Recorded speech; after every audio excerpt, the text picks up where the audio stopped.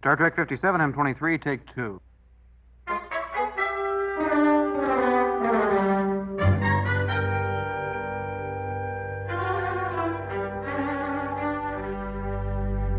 It's the It's Got Star Trek podcast.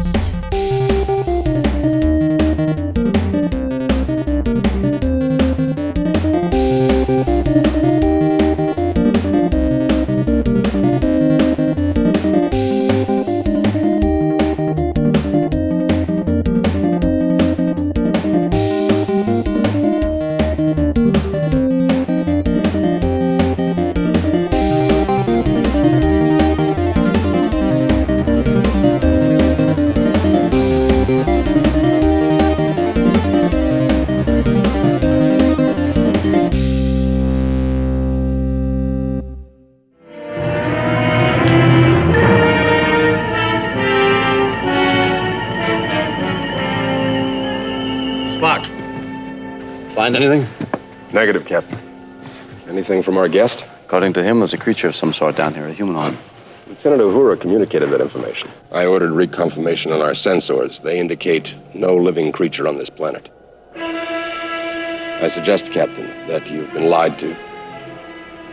Captain, you yourself said there were no other explanations.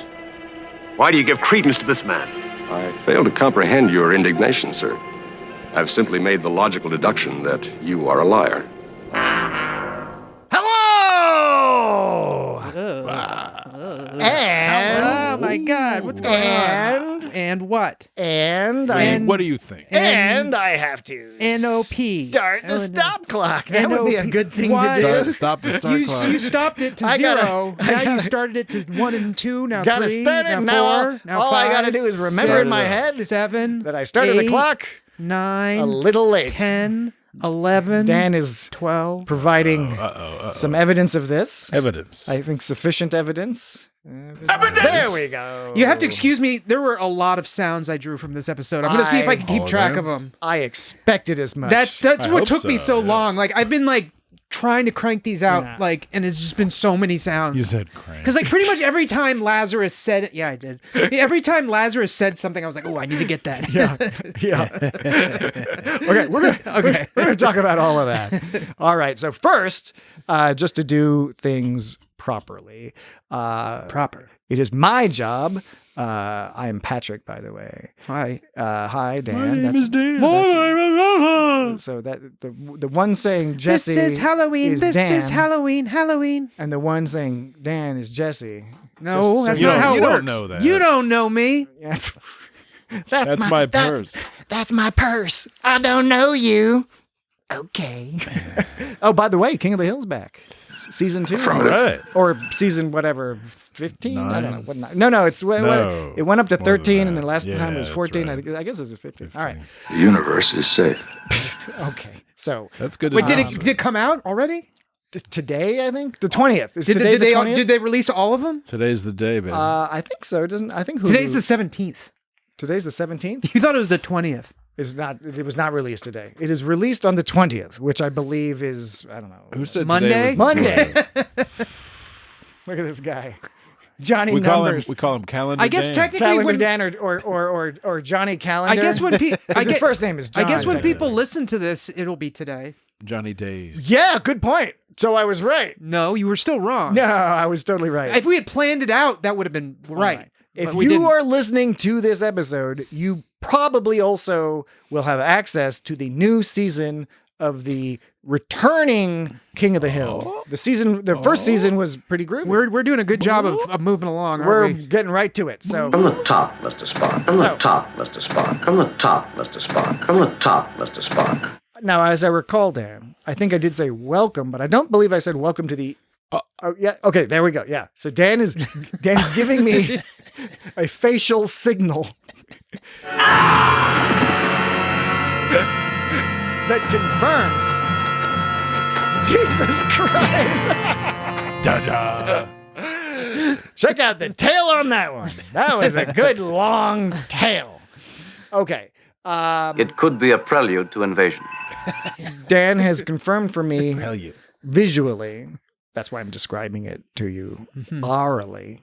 Orally. Since it's an audio podcast. Dan has confirmed to me that I have not done the full proper welcome. So I'm going to Yes.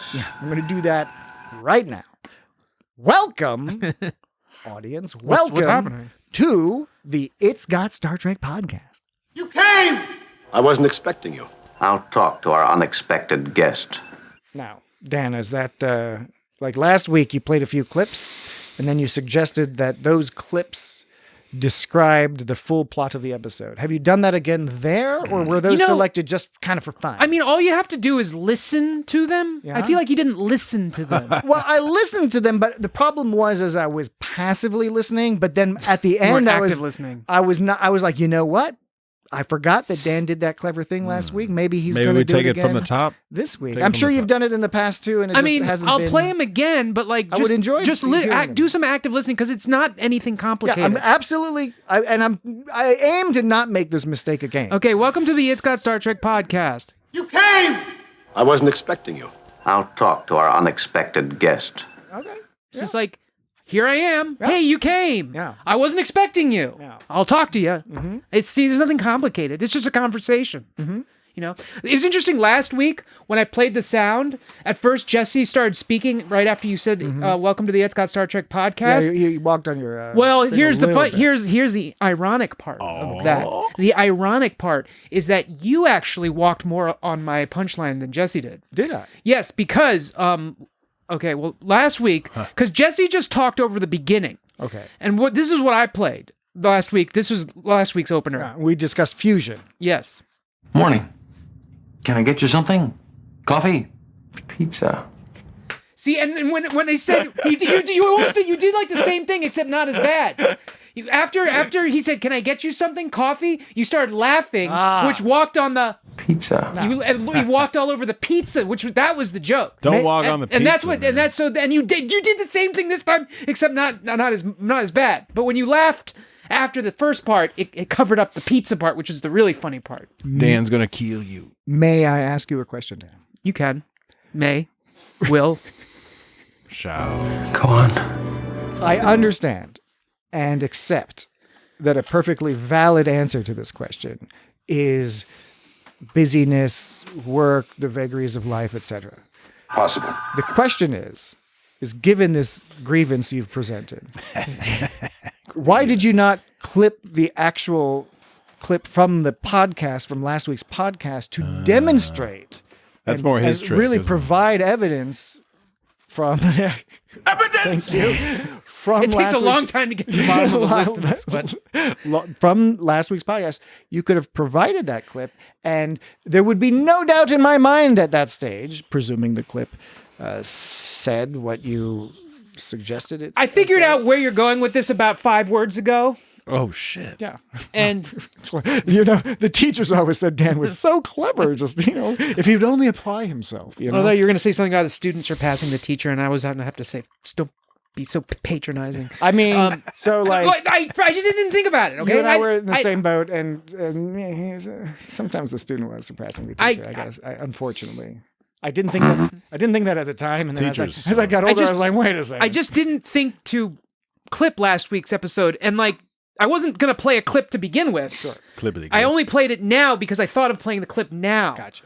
I did know that maybe I would bring it up, but I didn't think I was going to need an example. Had I thought of that, you would think that one thought would lead to the other, but I just didn't put them that's how it together. usually I just got a lot of works. stuff on my mind, man. I know about that. Sorry. Like I suggested, I think I swear it. there are plenty of justifiable excuses. But how about Don't this? swear. You and I swear it. you and I, if you're willing, we can agree to a dual pledge. I swear it. I will pledge from this point onward until I forget to actively listen to the sound clips you play after I say welcome to the podcast. I'll have my vengeance. And then you can pledge to clip clips from the podcast to provide evidence for your Evidence. accusations, which I will freely admit. I will stipulate to the fact that I think it's highly probable that you are absolutely correct in what you're stating. I give you my word. But both for convincing me and for entertaining the audience, Holograms? a clip from the previous podcast would be good. So That's the way to trap him. we'll both aim That's the to solution. be better. To be That's better. just it. Be better. Build That's the back key. better. Alliteration. Better Business Bureau. You yourself said there were no other explanations. I was trying to think of a bukkake joke, but weirdly I couldn't. Like bukkake Bobby? No. No surprises. Bobby Bukkake? I wouldn't. Bukkake Blast. Bukkake By Blast- that time, is that I'd laugh. Is that like the new Mountain Dew flavor? Mountain Dew. I hope not. Bukkake Blast is like cream soda with like those little tapioca pearls in it. Oh my goodness. Jeez. All right. Don't! Not you! You know what you're saying? We're all being in our own individual ways. We're all being naughty podcasters. He's a hideous, Hosts. murdering monster. Not casters. So, all right, this is gonna be real simple because What's the purpose? we have a hilarious amount of emails, voicemails, social media posts. So we are going to not do that as front matter. We're going to shift that over to the second segment, and Precisely, Captain. we'll do that all as middle matter or later matter or latter matter. Yes! That's it! Whatever term you prefer. And right now, we're going to get straight into a discussion of this wild episode of TOS. Right now. Which I Starting haven't right mentioned, now. by the way. It is titled The Alternative Factor. Welcome, Captain. This is a parallel universe. It'd be funny if the guy was like, no, what the fuck are you talking about? What? Spock is like a total moron on this shit. No! I would be No. I would be remiss. Oh, that would have been funny if I did that. If I went like, Yeah. Welcome, Captain. Yeah. This is a parallel universe. No. Yeah. Yeah. that would have been really good. Yeah. Well, when I edit the podcast, what Yeah. I'll do is I'll make it sound like you came up with that We're joke gonna make it work. and you played it. You know. I beg of you. I plead. Bleed. I demand. This guy. I would be remiss This guy's really if I didn't serious. cover two things. One is to note that this is episode 347 Yes, of course. of the It's Got Star Trek podcast. Get out of the city. You better remember. Mm-hmm. Get out of the city. Get out of the Do city. you have a sound?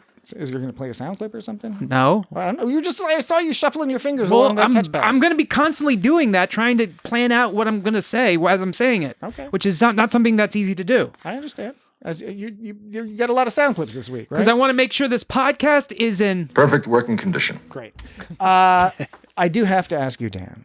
Do you have any of your occasional, semi-regular, what do we call them? Bits? There's really nothing. Bits. Dan's can't. There's Dan can't no- stand. Dan can't stand. There's no duties. There's no that's and orders. There's nothing else to talk about that I really can do. There is a list, but it really just lists the time he has a boomy thing in his Bits brain. is the shits. And he hallucinates the world, universe, space, nebula. All right. I'll admit I didn't fully actively listen to that because I was thinking about how it He sounded. hypnotized you with the tune. Well, yeah, because it sounded like an 80s commercial jingle, and I don't mean that in a negative sense. No, I mean that in an extremely positive sense. A mesmerizing. Very typical, Captain. It sent me back to that, like a kind of like a local shopping, like a clothing store or something. Right. Okay. All right. So, Or like Empire. so Florence. basically, once again, I'm being ignored. No. It's quite the opposite. It's that you are so engaging that occasionally the It's sensory overload. the brightness of your skills Your magnitude. can prevent seeing the full nuance of them if you overwhelm the sensors. I want facts, not poetry. Sensory overload. That's a great line. There's a lot of great lines in this episode. There actually are. So, okay, let's get started. The alternative factor. Why don't we get things started? There's some like crazy business, like So- straight away. Right. So this whole episode basically was sort of like a clusterfuck, like from the start, like when they were putting it together. And so maybe this isn't the case, but what it seems like, the first time I watched this, what it seemed like, and this may not be the case, it may just be due to like some shit going down in production. Behind the scenes shit, you mean? But as it's presented, the way it's presented, my first thought was they took the idea of this dude living in basically hell for eternity in order to save the universe. Yeah. And they worked backwards from there. Yes. That's what it seems like. Like someone, the writers were just like being like, could you imagine if, like, what would hell be like? Just imagine if you had to like constantly fight yourself in this like, this sort of ethereal plane or psychedelic, whatever. Some kind of like rock and roll crazy place. And you had to do it forever. Would you modern dance? Would you like, fight? routines? It was kind of like they were playing like they were doing like a would you do this game where they were like, would you fight yourself for eternity if it meant you saved 2 universes? And they had that idea, and then they tried to make an episode out of it. Now, like, okay, first question on all that is First question, Jesse. Why aren't they both mad? why is it eternity? Why don't they die? That doesn't get answered. They just assume it's. Yeah. Just I guess that's eternity. why they named him Lazarus, because in like that it's like a loophole. you know that it's the one that came before Harry Potter. It's called the Bible, and it's they have a character named Lazarus, and the whole gag For the same reason that I do. with this character is that he's brought back to life. Right? That's like a whole right. thing. So I think the idea You better was start telling the truth. we don't want people asking too many of those Dan-type questions watching this episode because we don't got answers for that. So we'll just name this dude Lazarus, and that'll put the idea in people's head that he's constantly regenerating and coming back to life. That's also played into kind of what helps keep the secret, the twist from the end.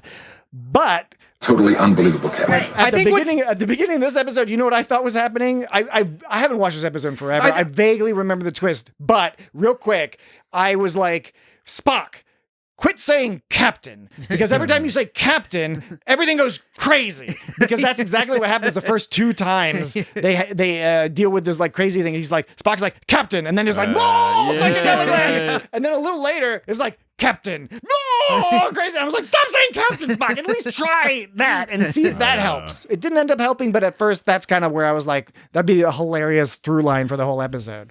Just don't say captain. You talked about the how they kept the twist secret. The way they kept the twist secret is by really not progressing the plot at all for the first 3/4 of the episode. Really not much of a plot. They're halfway through the episode and they're still like talking about like there's something mysterious going on here, and it's not even for like over half. It's like about halfway through that they start postulating that he's fighting himself. Of all the mysteries in this episode, of which there were many, because none of it made any sense. It's even past halfway through, isn't it?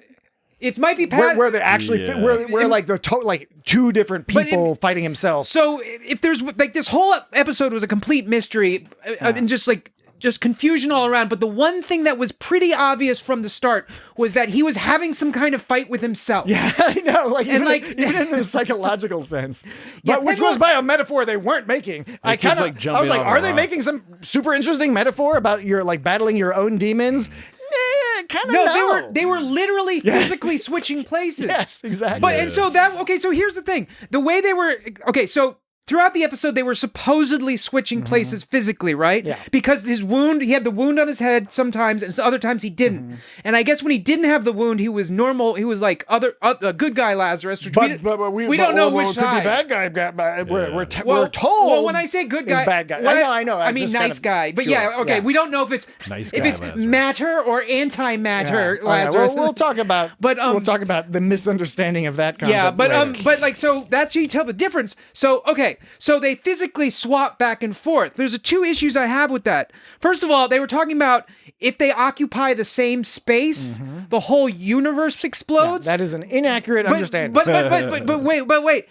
How do they? If they're seamlessly switching places to the point where they're not moving. There's no like bloop bloop. Like they're not like doing some herky jerky action. Like it looks metaphorical. The way they present it as if their consciousnesses are switching places, or if it's a metaphor. They do not present it as if they're physically switching places, except with the wound.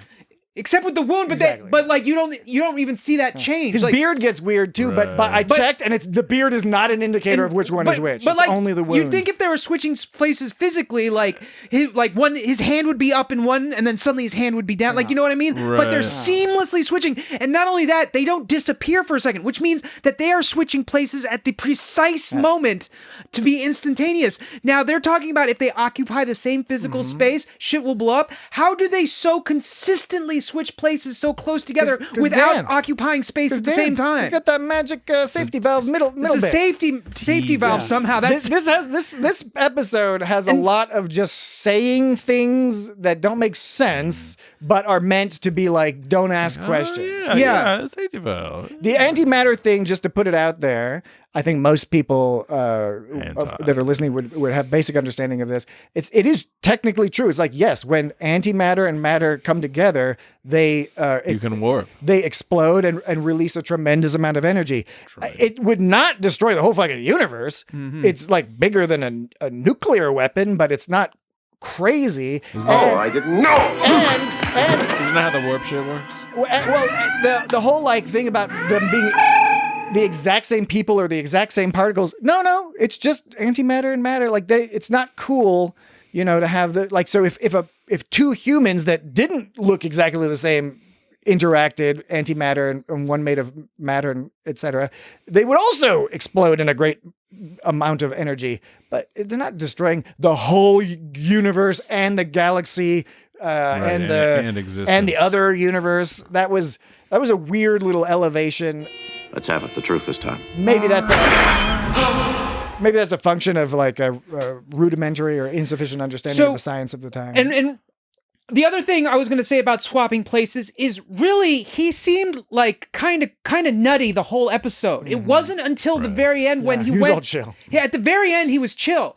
I couldn't tell when they were switching places because he seemed like frantic the entire time. Yeah. Still frantic, like crazy beard. He didn't differentiate the franticness sufficiently because you can buy that somebody all of a sudden being like, "Where the fuck am I? I'm on like a spaceship. What the fuck's going on?" How did I get here? They both had the same goal of getting dilithium. That they created a plausible reason they would both have the same goal. But they got the dilithium to fuel their ship, but also he was talking about trapping them with dilithium. He was talking about two different things with dilithium. Each one had a different use case for the dilithium, but they both needed it. And apparently it only took 10 minutes to recharge, so I don't know what the big fuss was about. Well, again, they're just saying stating shit. things. They're just saying things. This whole episode is they're just saying things. We're just saying This stuff. type of exposition is not unusual in Star Trek.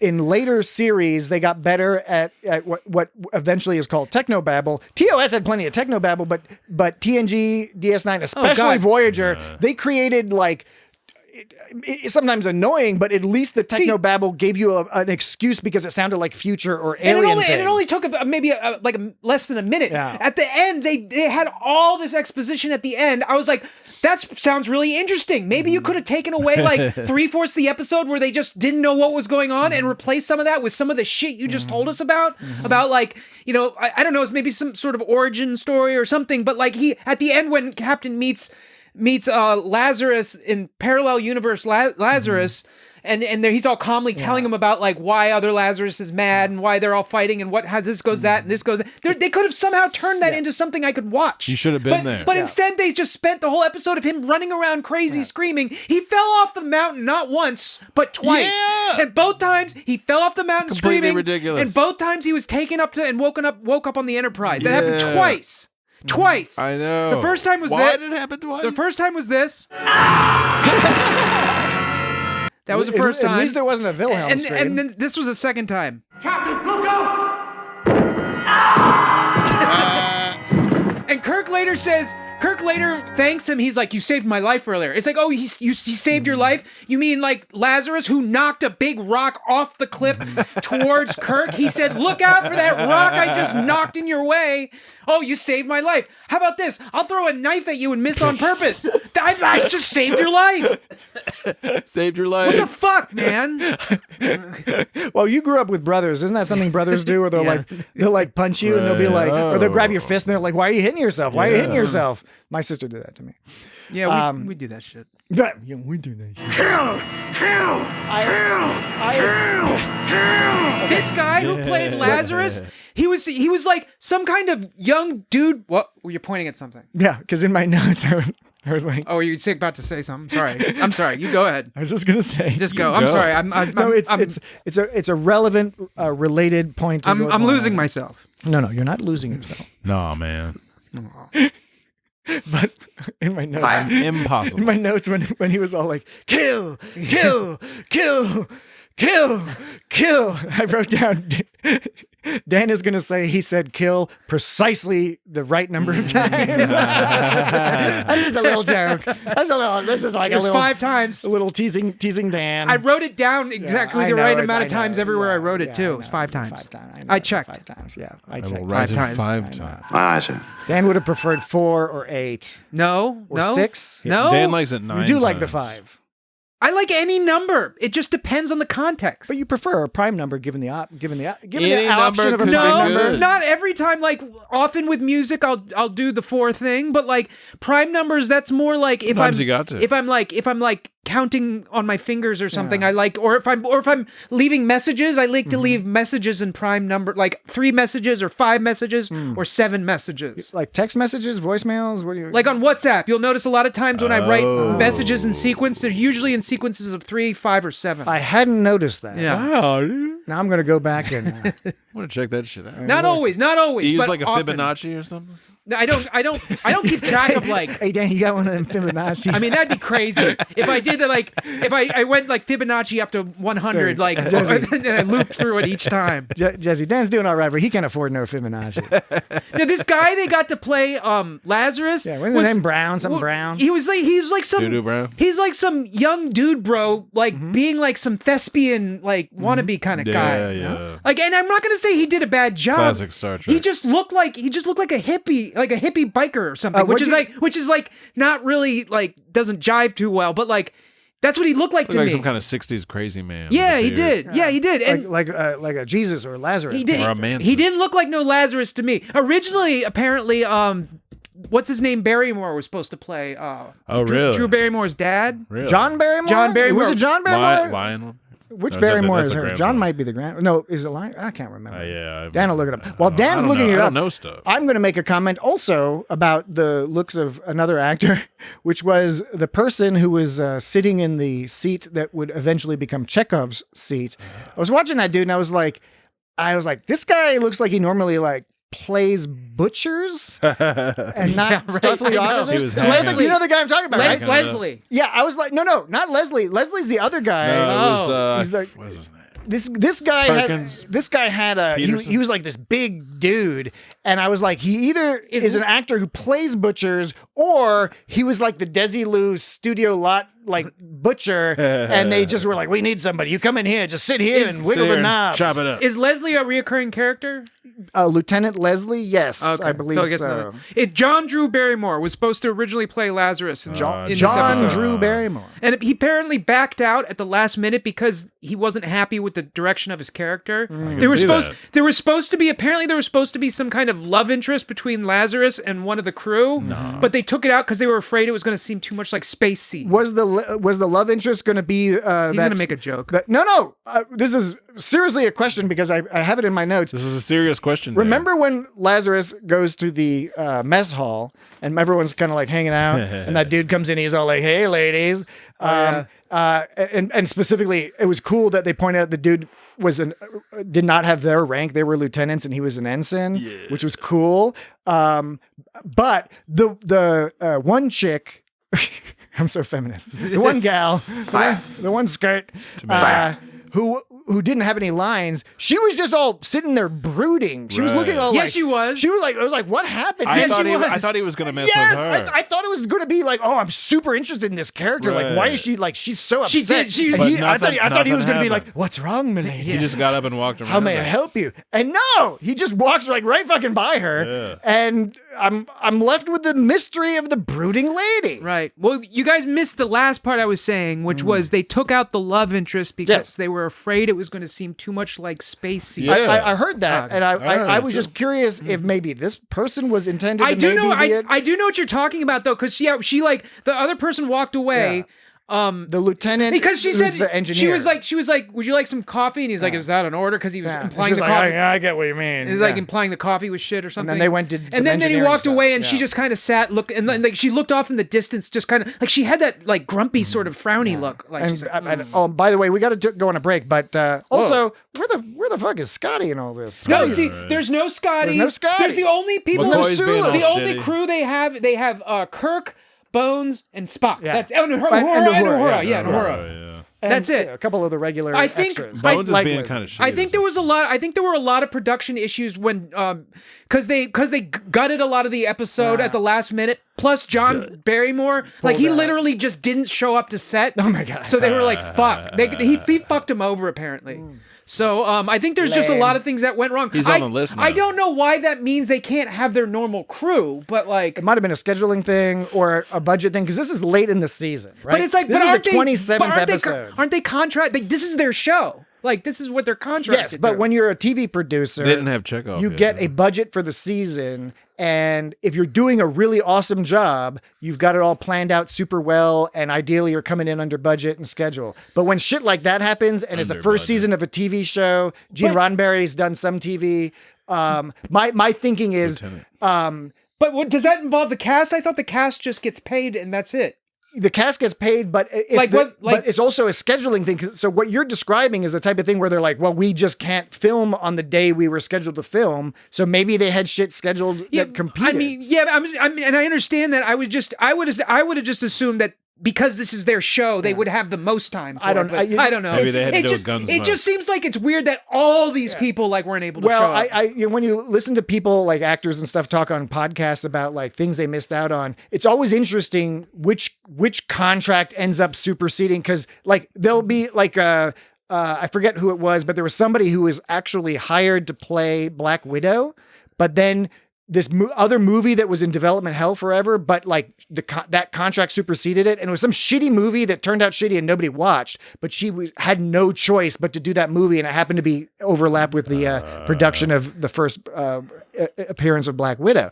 So Winking out? So weird shit, who knows? But I don't know. Winking out. You know way more about the background of this production of this episode, because I was just so blown away with how it was there was so much potential with this idea. It could have been so cool. Absolutely. But I was just wondering, like, what went wrong here? This is full circle, because Dan and I were very much, like I suggested earlier, the teachers were like, they have so much potential. All right, we'll take a break. And when we come back, we've got a lot of voicemails. We got a lot of emails. We got a lot of social media.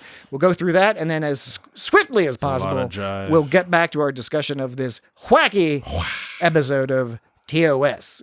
Be right back. It's done. It's done. Finished. It's done.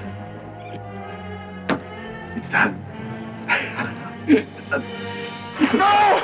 No! I'm not ready! I'm not ready!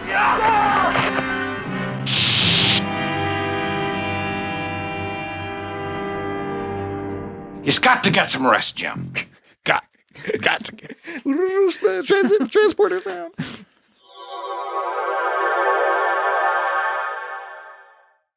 and we're back. I don't know. Jesse just Sorry, there was a funny sound. Well, also, I thought it was I lost myself. I thought it was like when you saw the clock go from 0 to 1. You're all like, Numbers. And we're back. It's ready, Captain. Listen to me. Sir, you shouldn't be in here. I like when Dan takes control. I love it. Winking out? Winking out. Winking out? Winking out phenomenon? Winking out phenomenon? Cosmic winking out? Did you keep thinking of Everything within range of our instruments seemed on the verge of winking out. Seemed on the verge of winking out. The entire magnetic field in this solar system simply blinked. Blinked. Simply blinked. Winking out? Winking out. Winking out? Winking out phenomenon? Winking out phenomenon? Cosmic winking out? A magnetic effect which produces a winking out phenomenon? They kept saying winking out. Did that make you think of a butthole wink? They were winking. A butthole going winky? You know What about a peenie? You know, like a butthole wink. Yeah, I know what a butthole wink is. Okay. Did they film this in the same place they filmed Arena? Because it looked just like that fucking... Arena wink. Yeah, it looks like it was like the Vasquez Rock. It's like this. regular Did they do a lot of stuff. episodes? Yeah. Yes. Oh, really? Yeah, TNG did bunch. also, actually. Yeah. Deep Space Nine did a couple. And Picard. Dude, that ship, when they went up, Picard, when they saw Lazarus's ship, like, that must have been what Spaceman Spiff from Calvin and Hobbes was modeled off of. That looked... that also wasn't built for Star Trek. They just nabbed that off of off of Lost in Space or some shit like that. They stole it out of a dumpster. Like, that did not look like a Star Trek bug ship. eye No. alien It was hilarious. Yeah. It was great. Okay. All right. So let's Sell buttons. Well, we're not going to do that. Not this week. We don't have time to sit around and sell buttons. So Is it time for middle matter? It is middle matter Later time. Middle matter. And Of course. we have a lot to go through. There's a lot of Fact. Yes, fact Man, indeed. man. All right. So Fact. we'll start with an email from Fact. Emanuel. And by the way, And fact, Captain. a few of these are An like email from Emmanuel. they're like from we should have talked about them last week. But Why didn't we do them last week? because I'm a jackass and I'm not joking, Lee. you know, I got a new computer. I got a new computer, and that's gave me an opportunity to slack off and play around on it. no, to adjust the workflow of the editing of the podcast. And that's been fantastic. In most ways, it's been improved. But because it is different, every now and then I keep forgetting what to like check the email or whatever. Anyway, Give me the crystals. we'll make up for that this week. Force him through his threshold. So, first, an email from Emanuel. Subject line, all capital letters, Dan's demands. Hi. G'day, Nice. G'day, Dan, Rick, Pessy, and Jat. I think I know who he's talking about. I think so, too. But it's interesting because I'm Danrick. Are you Dan, Rick, or am I Dan, Rick, and you're Pessy? Oh, maybe I don't know. Well, is Jat Pat? Or is that Jat, Jesse. Dan? Anyway, I'm Danrick for sure. okay. This, this person twisted it all up. Emmanuel can write in. I don't get it. Let I us don't know. get it. You don't get it. I don't get it. We have described the subject line and the greeting, the salutation from Emmanuel's email so far. I don't know, Jim. This is a big ship. So next, just a country doctor. The next bit of text in this email is time for some feedback 'em ups. All right. All right, so Let's he's do just it. he's just Back going it to go up. down a list, All right. and just to the broader audience, he will be referring to various things that happened over the last few weeks of the It's Got Star Trek podcast. That's the best part. So the first comment is middle matter is more fun to yell out. And this is a discussion between middle matter versus latter matter or later matter. Later matter. I didn't say latter matter. No, I added that in. I added that in this week. Don't misrepresent me. I'm not, okay. Yes. I will accept and actually demand credit for adding in latter matter as an option. Holograms? Just if later matter, I mean, nothing wrong with later matter. But Latter that's matter. That's the whole question. Middle matter versus later matter. Now Latter I've matter. added latter matter into the mix. That doesn't count. Matter hatter. That wasn't the question. You can't just add some shit in. Yes, of course we can. No, because that wasn't the question. That's how that was culture presented. expands. Add it. Dan. That's how Add you it. expand the culture. Matter. If you want to add it in, we have to Iterate. Iterate the culture, Dan. If you want to add it in, you can do that, but we have to create a new thing. No, yeah, obviously it's not what, A new question. What Emmanuel's responding to. You're A absolutely new correct poll. there. We need to create a new poll. That's what I'm doing. We're in Well, you didn't agreement say there. that. You were saying we're going to do it in this one. No. We have to start from scratch so the people who voted have to vote again. If you voted, you have to vote again. Okay. Wow. I caught Situation critical. I caught on to what Dan's doing. Dan's being a little fun there. All right. So That's very bad. Again, he says middle matter is more fun to yell out, but front matter is still the best because it sounds like a Victorian era slang for vaginas. Oh, snap. And I never thought about that, but absolutely, it actually sort of bottom. creeps me out a little bit now, and I don't want to say front matter anymore. Later matter. Later matter's better. That doesn't creep See, me look out. at, because you can say this. Later matter's better. Later matter's better. Right. Later matter, but you can't say middle matter's Enterprise. better. Middle matter better. That doesn't make sense. But later matter better. Yes. All right. Later matter, because you're changing the vowel each time. Later matter better. But when you say middle matter, that just doesn't sound stupid. Latter matter. To continue Emmanuel's email. He'll kill us all if we don't kill him first. Thank you for finally doing your Alf impression, Dan. Oh, no problem. It still is Ginchi as the first time I heard it. I don't know what the term Ginchi means. That may be Australian slang Someone set us straight on that one. for awesome. I'm just going to presume that. Patrick was right. Whenever you toss your Willie out, the people rejoice. A shame. It's a shame that Alf sucked so terribly that Willie's actor turned to meth. All right. Next one. Jesse was right. Seska said Balana's on it. Now we confirmed this last week. But it needs to be restated. It should be reinforced because it's so silly that Dan and I did not realize. I mean, to be fair, she does sound very similar. Balana's on it. To Balana's voice, but absolutely completely ridiculous that Dan and I for so long didn't catch on to that. Balana's on it. So Jesse was right. Seska said Balana's on it. I know this because for the last 3 fucking years, I've been editing an ISG episode 169, worst case scenario, which is that episode from that where that line comes from. Yeah. What he means is he's been editing our discussion of that episode and adding fun video clips from TV shows and such that illustrate what's going on at the moment in the podcast. Is he still working on that? In a humorous way. Yes. As he says, for the last 3 fucking years, he's been editing that. I get about 20 seconds rendered per month. I can't wait till I'm done and I can cancel my Adobe subscription. Shit. You just corrected yourself, Dan, making my last feedback him up completely pointless.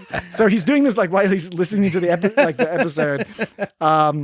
So I'm like, I remember he was doing that and I really liked what I saw so far. So I'm like hyped to see the whole thing, but I was, and I would totally understand if he stopped doing it. I was hoping he didn't, but like, I would understand if he would do that, would stop, because that's a lot of fucking work. Yeah. Well, I really liked what I saw so far. The email is not concluded, but he does add a PS. Please enjoy. Balana's on it. You guys being analogous to the guys in Always Sunny in Philadelphia seemed really funny 3 years ago. It's like that all the way through. Sorry. And he provides a YouTube link. I will put that in the show notes. So awesome. You can go to the website or look in your podcast app. Links don't always work, but hey, what are you going to do? So you can see the progress that Emanuel's made on that. And yeah, I recall there was a lot. The Always Sunny in Philadelphia stuff was was the basis of the video. Thanks, Agamus. Yes. But the email's not done. Oh. So you have to retract that thanks, Agamus. Can you play it in reverse? Good. You guys are 100%, this is Emanuel saying it, you guys are 100% responsible for Balana's on it being iconic. I hope so. Even if only for me. And this is because the AI, when you ask about it, is Balana's on it, it says it's an iconic line, and we're like, nobody's ever talked about this line other than us, we're pretty sure. Balana's on it. But Balana's on it being iconic, even if only for me, as hearing it 21 times in a row broke my brain and made you guys officially the funniest Star Trek podcast ever. Nice. You have a shambolic Gong Show-esque unhinged quality. Sabotage. That can't be beat. The real question is, was Perfect Strangers the perfect theme, or was it Magnum P.I.? That's really weird because I did a Perfect Strangers reference earlier in this episode when I said get out of the city. Yeah. That was a Perfect Strangers reference. You do several. I don't do that many Perfect Strangers references. You've done a few. Not that many. Not that many. All right, Peter More Griffin. than you know, sir. Hey, by the way, Ginchi apparently is like 1950s slang, and it was made a resurgence from the modern, from the television show Gilmore Girls. Ah. All right. Ah. Where Excellent Lorelai show, Gilmore uses it as a cheeky throwback. Really? Okay, that's a good show by all accounts. Maybe we should go back and watch that show. I've only seen a few episodes, but I was very impressed with what I saw. Force him through his threshold. All right. Force you through your threshold. Real quick answer on my end. I love Perfect Strangers, and it is a great theme. But I mean, for me, the Magnum P.I. theme is one of the best TV themes in combination of being like awesome, but also campy and silly. What's the one that's like that goes like dur, dur, dur, dur, dur, dur. I didn't do it. There's no way you're gonna get that anyway. There's no way, because I kind of butchered it. I appreciate that Jesse and I did not have to sort of point that out. But it's like it does this thing where it makes a chord out of the notes when it's going like it's not playing them separately. It's like adding a new note each time. Great. It's like Airwolf or something. Could be. Or it's not Airwolf, but it's like one of those shows. So what was it? How does the Magnum P.I. theme? Blue Thunder? Don't worry about it. Is that the one with Hulk Hogan? No, it was another helicopter. Yeah. What's the Magnum P.I. theme go like? Don't worry about it. You can like. Well, just hum it for me. I don't really remember, but it's like Yeah. and there's like a helicopter. Yeah. Oh wait, he's all driving. Tom Selleck's all driving. Yeah, Ferrari. it's like the one that. There's like speedboats and shit. Yeah, it's pretty good. Yeah, that's pretty it's better good. than the show. Yeah, that's pretty good. Well, that's true of like the Miami Vice theme song. Yes, too. yes. That's a fantastic theme song, and the Pure Moods version of it. Don't even get me started on the Pure Moods version of But I like that of the Crockett's theme from Miami Vice. But like the Perfect Strangers theme has that harmonica, right? Yeah. And it's a groovy tune, but we do need to move on. Is that the one that's like sometimes it was nothing can be and then occasionally like a foreign weirdo moves in and you got to deal with it and like it's weird and it's like, but like it's not really. It's a like, perfectly normal thing, but you're treating it like it's weird and funny. It's like on the wings of my dreams. Excellent, Dan. That's a good start. Where our audience can reference other videos. I'm just trying to figure out if I got the right one. I'm just trying to get these done in time. So it's okay for you to waste time at the beginning of the episode, but no leeway for me. No leeway for me. All right, we'll have our accountants add up, mark down how much time is wasted per episode. All right, this is a hideous murdering monster. Like I have 5 voicemails and the same number of emails to get through. So, first voicemail. I fail to comprehend your indignation, sir. Our first voicemail is from our old pal, Jack Dorino. Oh wait, wait. Okay. Thanks, Agamus. Okay, now we can. There we go. All right, get that ready. Okay. Get that ready for when Jack Dorino's voicemail is done. All right. Okay, good. Here we go. Hi. Good evening, gentlemen. This is your old friend Jack Dorino. I have what I suppose amounts to a request. I was scrolling through your website and I was looking through the different episodes that you have listed that you've done because Earl and I forgot that his name is Earl and my name is Jack Dorino. And so our next episode that we're going to do is Dr. Bashir, I presume. So nice. I was watching it, of course, and I noticed one particular line. And because of that particular line, I really need you guys to do this episode. And this is an episode wherein Lita says the line. But where would I stay? I don't know if that picked up. I hope it did. But I hope you understand the urgency of the need for you all to do this episode. Have a lovely day. Thanks, Agamus. There we go. Where would I stay? Yes. Yes. Wow, that's crazy. Yeah.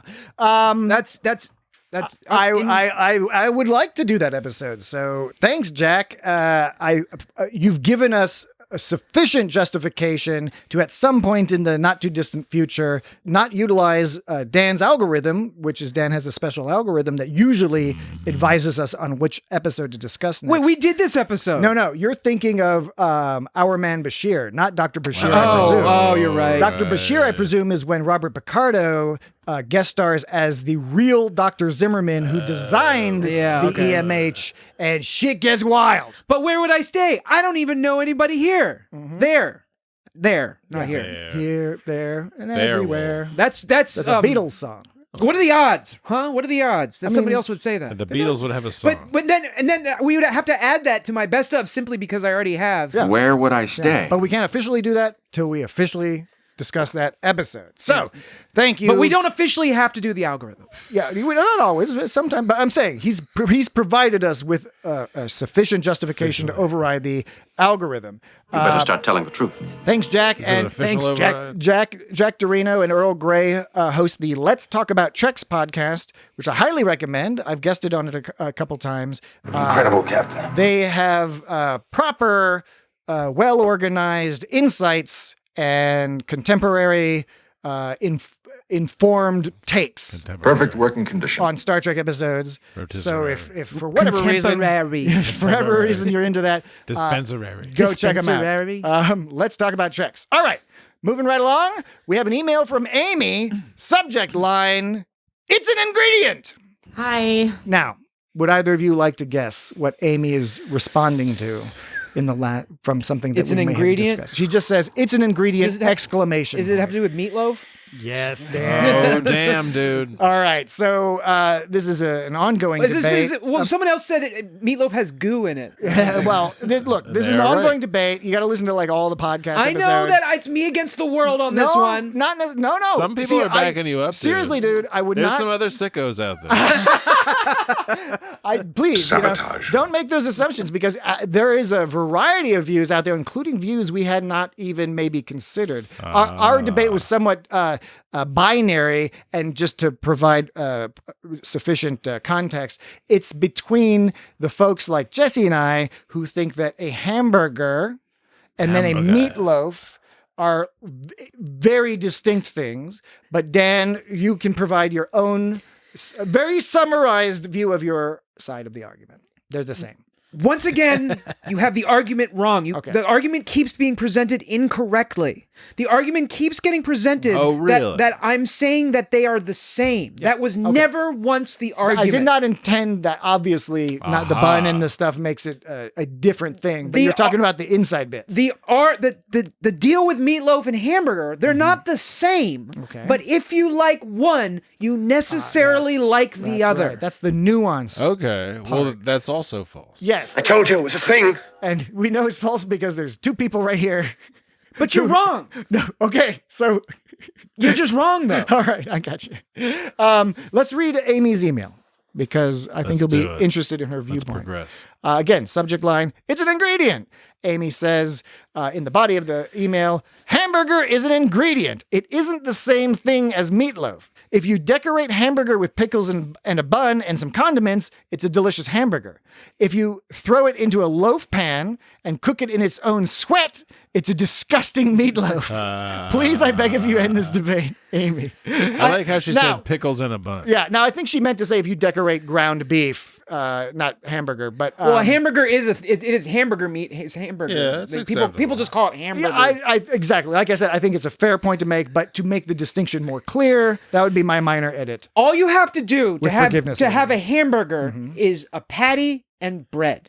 That's all you need. You don't need pickles. You don't need onions. You don't actually You can dress your hamburger however you like. You don't need cheese. Similarly, you can make your meatloaf however you like in order for it to be a meatloaf. I'm not saying your meatloaf has to be filled with like cheese and barbecue sauce. Who puts and bread, cheese on a meatloaf? I don't know. I'm not saying that. I'm just saying you don't have to dress your meatloaf in a bunch of craziness and then put a bunch of different craziness on your hamburger. I'm just saying that you can find a way to like both. All right.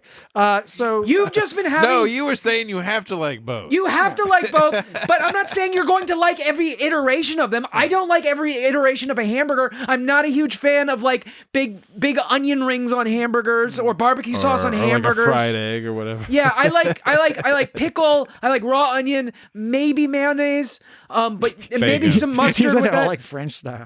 Mayonnaise. Bacon. Okay, I don't mean I don't even really love that bacon that much on hamburger. Sorry, it overtakes the flavor. We do need to continue. This will. I'm sorry, Amy. This debate, will continue, and it deserves to continue because Dan's points are not entirely without merit. I just want to say, if you grew up not liking meatloaf, then you didn't get to make meatloaf the way you liked it, and it was meatloaf was forced upon you that was not compatible with you. But a compatible meatloaf exists for you. That is the most. I'm not ready to 100% agree, Dan, but I do believe that is the most compelling argument because I have experienced and witnessed other people experiencing something they didn't like and then trying a properly made version of it or a well-made version of it and changing their mind and realizing maybe the person who was cooking for them just wasn't no good. What about that stuff like kefta where it's like ground beef and sauce? That's good. Spices and it's like more like a kebab sort of thing. Or it was maybe the person was a good cook, they just didn't make it to the configuration that was compatible with that person. Okay, great point. Moving right along, we have a voicemail from Fraser. Hey guys, it's your old friend Fraser here. You guys have inspired me. By the way, this was the best podcast you guys have done so far, and I think that's probably what inspired me to send this note. I just loved it. So I'm going to start a Star Trek podcast review podcast. Nice. Where I review a select 4 Star Trek podcasts every week. Yours is going to be one of them. So let's get started. Here's my first review. Okay, it doesn't start off good. It's bad news, guys. Bad news. I'll tell you why. There's a sharp decline in things being on the rad. So fix that. For real. I enjoyed Dan being different this episode. I enjoyed that he didn't get as exasperated as he often can. Although when he said, "Who's that for? Who's that for?" floor. And Patrick's like, it's for the audience. Yeah, fucking right, it's for the audience. I love an exasperated Dan. Fuck that guy. Okay. Where do I lost my... Oh, yeah. Then Patrick's all like, Dan's coy, sexy boy look. What the fuck? Anyway, that whole wiggle, waggle, woggle, boggle, that didn't cut. What the fuck? That was terrible. I really enjoyed when Dan asked if Patrick wasn't sure if maybe his daughter played the oboe instead of the clarinet. That was good. More of that. Dim Sum Dungeon needs a segment. Contemporary chicken with French fries. I knew exactly what Dan was doing immediately. I knew that was rotisserie chicken. How come you guys didn't? Anyway, best show so far. Look forward to more great... And sorry, I think you just hit the minute and a half limit. I think that the recording service provides. Thanks, Agamus. Thank you, Fraser. What the fuck was that? First of all, you're probably joking, but honestly, highly would advise please make that podcast because that would be listening to that whenever it is posted. Maybe that was our best. I can't believe that. Like I. To Patrick's pleasure, not chagrin, we have you nerd. You're all like using like nerd words. Which pleases me because I like nerd words. That we stopped saying on the rad, and I didn't do that on purpose. It just kind of fizzled out. Well, I fully intended to keep on saying it. But shame on us, and thanks for letting us know. Yeah, thank you, Fraser, because I didn't mean to neglect it. It was not a choice. It was something that I feel very strongly about using, but I fucked up. So I apologize for that.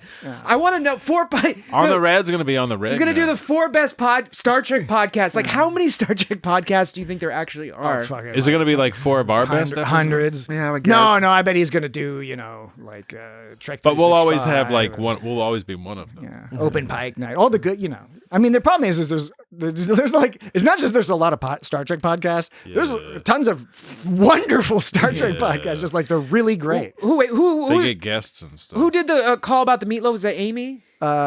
Amy was an email about the meatloaf. Yes. Okay. Did I forget to? Thanks, Agamus. I don't recall, but thank you. I thought you got that. I think you got it, but thanks for double checking.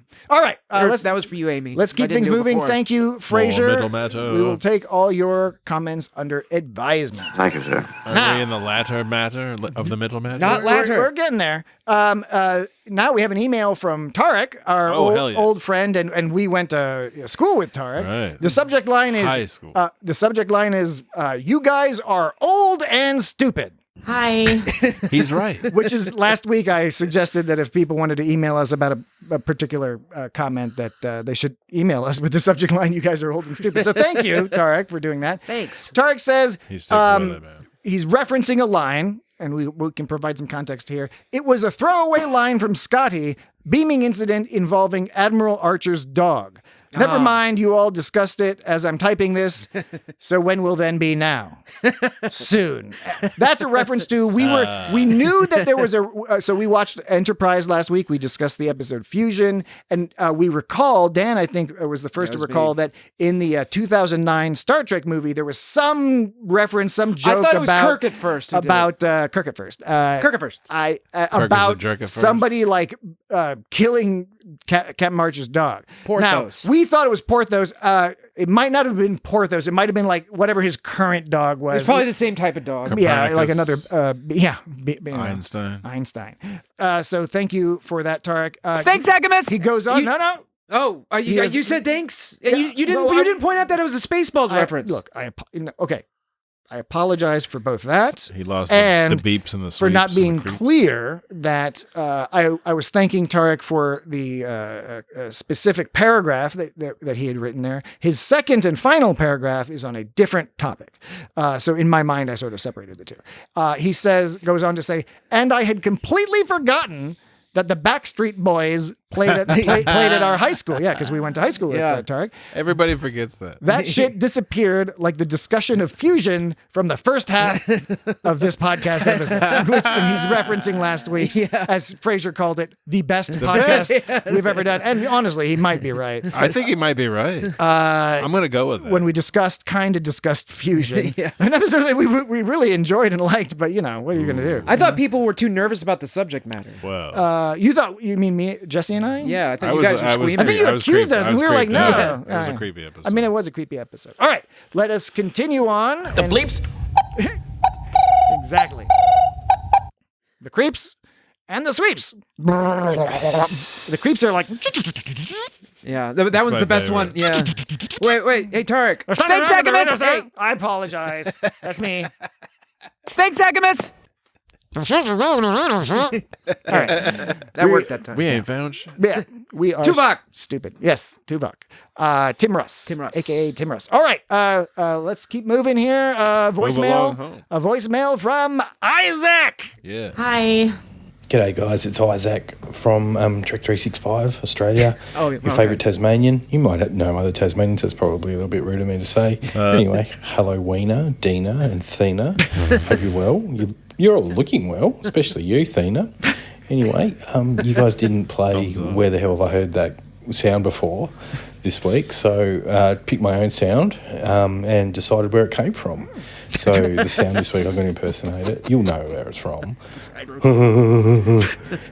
It's the noise that Picard makes when Crusher comes into his ready room and basically, says, "I bet you're fully functional too."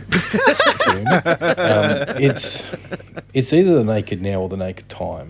We get those confused because they're identical episodes. But I'm pretty sure this one's The Naked Now. Yeah. So please send my gift bag, which includes T-shirt, mug, stickers, and coupons to go on a date with Dan. You don't need a coupon. Send them through to Post Office Box 1, Hobart, 7,000. It will get to me. Hobart's a town. I'm Just sure Isaac. I'm checking the post box daily anyway, just in case. But nothing's got there yet. Anyway, let's not be sad. Let's not be sad at all, guys. Thank you for everything, and congratulations on everything as well. Looking forward to the game coming back soon. Anyway, hope you guys got that sound right. And, feel free to edit the waffle. See you guys. Bye.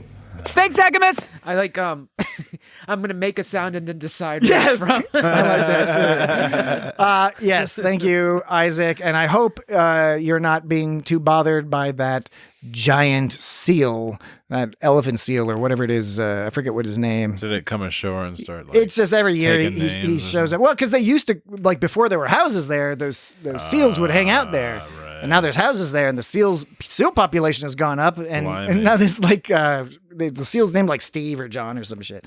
And it's cute, but it also causes a ruckus because it's a giant monster.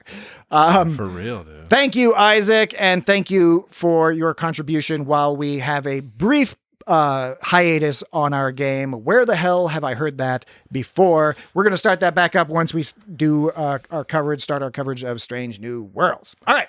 Next, we have a WhatsApp message from, wouldn't you know it? Whoa, what's that? Isaac.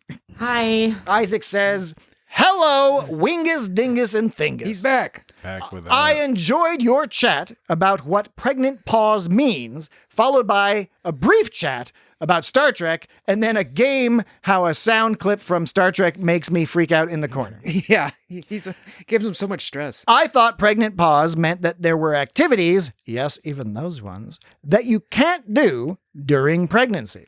Due to my age and gender, I didn't research the matter, but instead typed this loudly. I'm correct. You're not.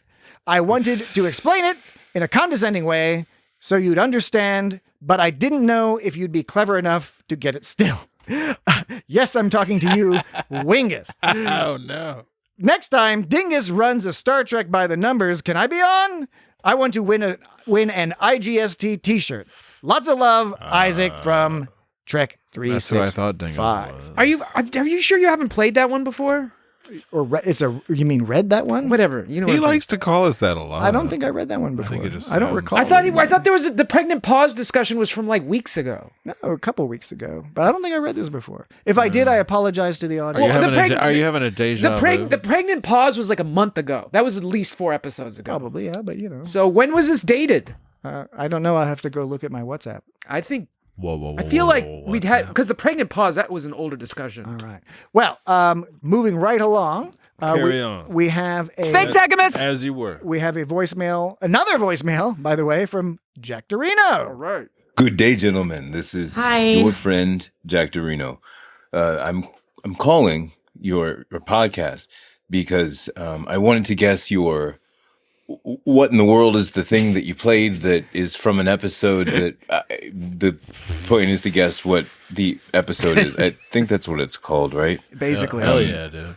You got it. Okay, so this week, I know you guys thought you were clever, but I recognize the initials, the acronym of this podcast anywhere, even if it's on an episode of Star Trek, such as The Naked Now. This is clearly the episode. This is clearly the sound, I should say, that Picard makes when he's leaning up dangerously close to Beverly, and he's like, well, you all heard the sound.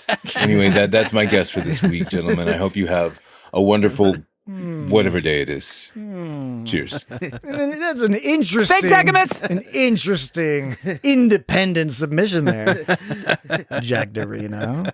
But thank you for that. Did both Isaac and Jack put these in the same week, or did you are these left over from what you hadn't played previously? No, this is from this week.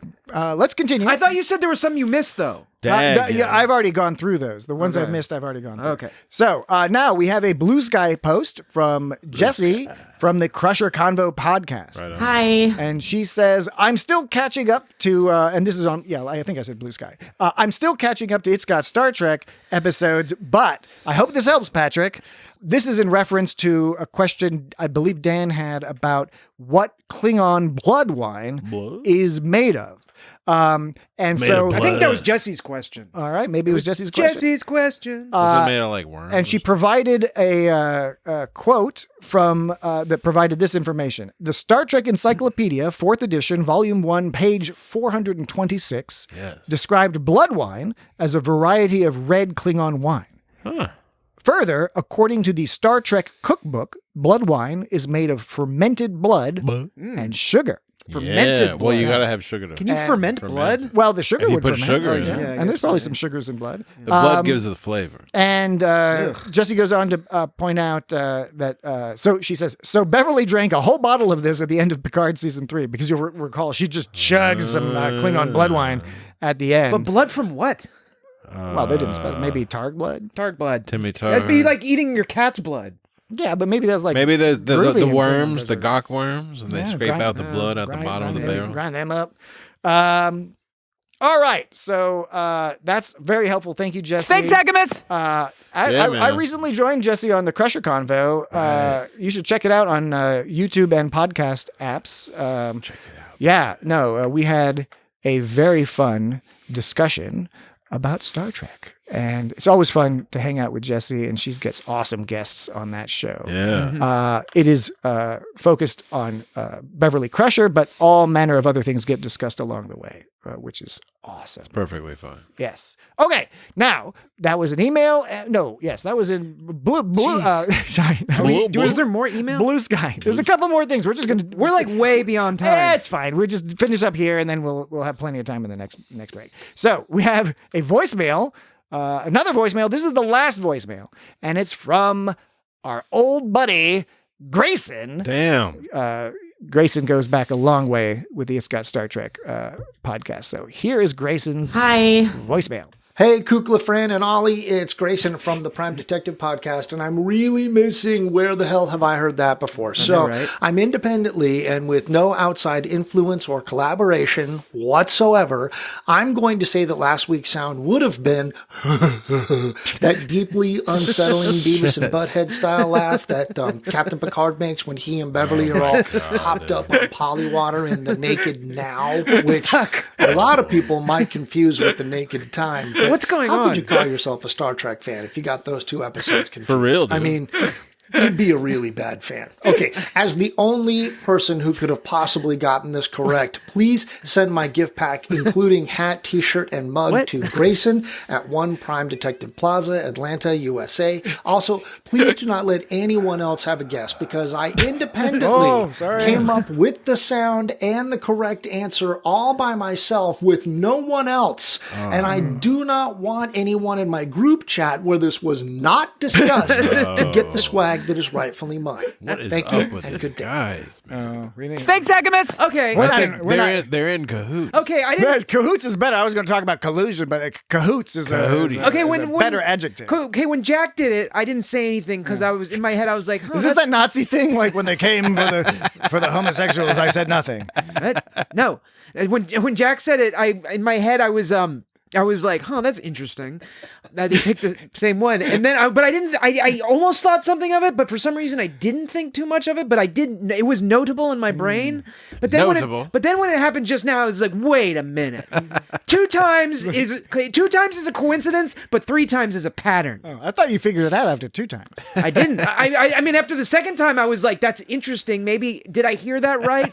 Did I was second. What was on the second time? I was second guessing myself, and then the third time established a pattern. It's like in math when you don't have a pattern until you have at least 3 numbers. Well, yeah. I'm not a math guy. We're like a triangle. So okay, so this was collusion. It's fantastic. Cahooties. I'm not. Look, I know we're not going to get into that group chat, but hey, let's make a new one. But includes us. Like we don't got to be barging in on that specific group chat because I know there's a specific that could be theirs. Specific thing going on there. But maybe they're talking business we and all have sorts of one stuff. with them. But yeah, I would very much enjoy having. They could have their own. Having a group chat where they talk shit. We're all about the WhatsApp guys. Yeah, I know we're Americans.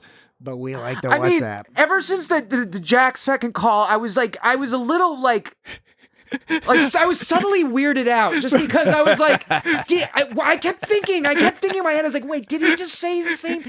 I was like second guessing myself and slightly distracted. You're making at least like 5 or 6 people so fucking happy right now. But then with Grayson, that's when Grayson was the aha moment. I was like, oh, they're all like they're all sitting in their respective places. Jack Dorino just down the road from us here in DC, and Grayson in Atlanta. And Isaac off in Tasmania and Hobart dealing with the big seal.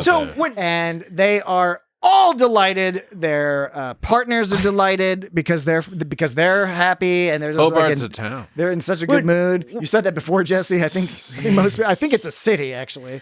I think everyone lives. There was in Hobart. some joke from before when like Isaac was like, Jesse said Hobart's a town. When we tried to like insult him or something. Yeah. So when Isaac said it, I was like, oh, that's funny. And then but the whole time from Jack Dorino saying it to Grayson saying it, discomforted. I was there. I was discomforted. Discomforted. Yeah. It's a good word. I like that word. It comes in handy for me anyway because I'm frequently discomforted. I was like, I feel like at the bank, I'm like, I'm feeling. It's like a normal. I was mildly distracted that whole time trying to figure out what was happening. At least you weren't Miles Teller. Thank you so much, Grayson. You guys are awesome, and it's just a crazy idea. Your collusion successfully made Dan quite literally go mad. What you don't know, because you can't see it, is that for a lot of that explanation Dan just gave, he was kind of like pushing his thumbs into his eyeballs, almost like he was trying to like poke his eyes out or like squish his brain, his frontal lobe in such a way that he might be able to understand. So, what? Truly mad. All right. Oh God. Last thing, and we can finally finish this long break. But I just really wanted to include. Thanks, Agamus. This Blue Sky Skeet. I think that's the term for what you post on Blue Sky from Sinacera, who is referencing a comment we made about, I think we were saying we presume there must be at least some flat earthers among our listener base. And look, I know this is silly, but I laughed out loud. I properly LOL'd when I saw this. He just posted at It's Got Star Trek. Flat earthers have believers all over the globe. Look, I know it's a silly joke. I'm sure it's like been told many times before. That's funny. But yeah, like, look, Jesse's fucking lunching out here, right? That's what happened to me. Because it's unexpected. You know, you're just like, oh, I'm browsing emails and junk mail, blah, blah, blah. And then it's just like, look, oh, Blue Sky, blah, blah. I wasn't expecting you. Yeah. All right. So thanks for giving us for this bloated middle section. Bloated. But we'll conclude our discussion with some degree of alacrity. You guys in the third break. You guys wankled my wongle. Yeah. Yeah, but Fraser he's not a fan of that. Oh. Oh yeah, Too much wangling and wiggling and wongling. Okay, that was totally not on the rad. He's like, fuck that. Yeah, but he enjoys exasperated Dan, and I'm sure he'll enjoy discomfited Dan as well. Okay, we'll take a break, and we'll when we get back. I already did all this stuff. Be right back. Kirk out. And would you get that muscle man out of my sick bay?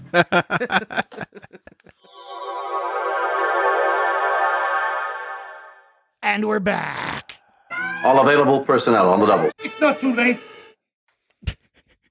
Abrupt. It's a fun surprise when it's like a lot of clips, and it's a fun surprise when it's just a few, Just a few, and the last one's kind of cut off little bit. Like That's very bad. That's very bad. I enjoyed all that. That's very bad, Captain. There was one. The audience won't be able to see this, but I'm going to send it to you guys right now. It's some screen grabs I got from the episode. Okay, from one scene. I'm going to grab it. I'm looking forward to it. All right, Jesse and I are and you'll have to open these up, phones. and you'll have to look and enlarge them in order to see. I just watched Event Horizon the other day with the kids to honor the passing of Sam Neill. I'm going to turn my phone. I don't know if and it's relevant, Dan, because in there he's all like, "Do you see?" And then later he's all like, "Where we're going, you don't need eyes to see." Right.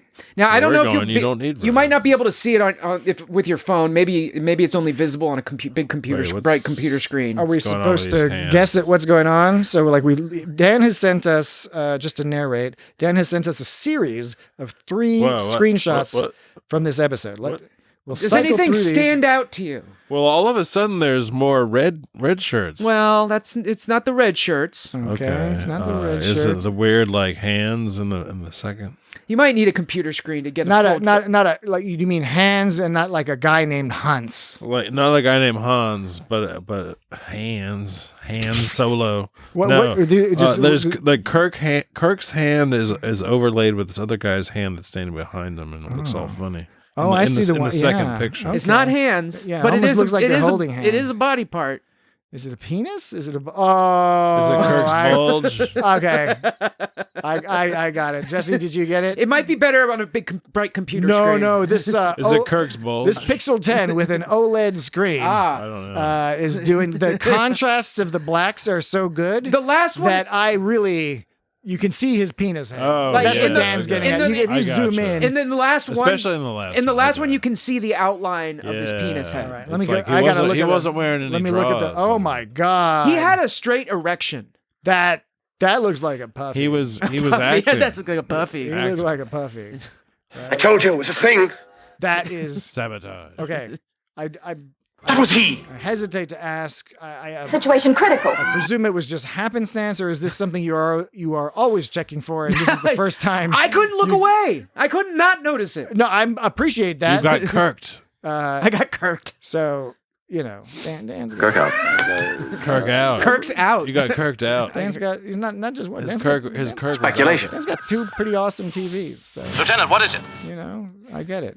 Actually, That's true. My one TV from downstairs is from 2019. Dag, yo. You fucking. I'm not. Are you poor? No, I'm not. I think my TV is older than yours. I'm just saying. I'm not saying I need to upgrade. I'm just saying my downstairs TV is fine. All right. It's good. It's good. It's done. It's the workhorse. It's a workhorse. All right. I wouldn't put an. I don't own an OLED, but if I did, I would not put it downstairs because I fall asleep to that TV, and you wouldn't want to fall asleep to an OLED. So, okay, we're not. We don't have time to interrogate that statement, but I would like to at some other point. Because you don't want to leave it like on a stat. I mean, OLEDs are much better about burn-in nowadays, but you don't want to have it accidentally. Not like the fucking plasma shit. Yeah, but you don't. You still want to take care of an OLED. Yeah. You don't want to because I fall asleep with it on, and you don't. You want to. Okay. Paste that shit. Yeah, he's doing some Larry David hand motions that are very convincing. So I believe you, Dan. Give me the tools I need to kill him. It's feedback at isgotstartrek.com if you would like to contribute to this or any other debates, comments, conversations. Set us straight. Give me the crystal. I would like find the beast. You'll find the crystals. Somebody should remind me. Dan and Jesse are probably most responsible, but they got a lot of shit going on. So if they forget to remind me, please somebody in the audience remind me at It's Got Star Trek on any social media to post these pictures. I will post these pictures to the website and to the social media so you can yourself enjoy them. See. see what Dan, I don't get it. Do you see? That's Dan saw. Yeah. That's the answer, Sam Neill. You cannot unsee it. Holograms? Dr. Weir from Event Horizon. Who You're a greedy son of a bitch. gives Lawrence Fishburne a heck of a time. Oh, shit. So yeah, we want you all to be able to see. No joke. Like Dan is not kidding. Like it was hilarious. Where I was like, "Who was Dan talking about?" And then all of a sudden I was like, "Holy fuck!" That's a penis. Yep. Like that's that old joke. That's a penis. Happiness. Give me the crystals. Find the beast, and you'll find the crystals. Where are the diamonds? Well, the diamonds. Where are the diamonds? Find the beast, and you'll find the crystals. Give me the crystals. Where are the diamonds? Give me the crystals. Where are the diamonds? Total, complete, absolute annihilation. That's very bad, Captain. Winkle. A winkle donkle donkle. Oh, I can't do that. I keep fucking it up. I keep fucking it up. Sorry, Frasier. We know that will impact our next review on your next episode of the Frasier's 4 Star Trek podcast review. It's on the red. It's on the rad. Damn right. Damn right. It's on the rad. Fuck yeah, it's my on the my rad. long-standing personal opinion long. that on the rad makes me personally uncomfortable. That's what. But I fully accept it. The listeners have accepted it and promoted it. It's a good. I'm pro on the rad. On the even rad though saying is on it the rad. makes me a little uncomfortable. That's why I was saying it was not to your chagrin that we stopped saying it. Yeah. Although I felt I honestly don't. We should say it. I'm saying I'm a supporter of On the Rad.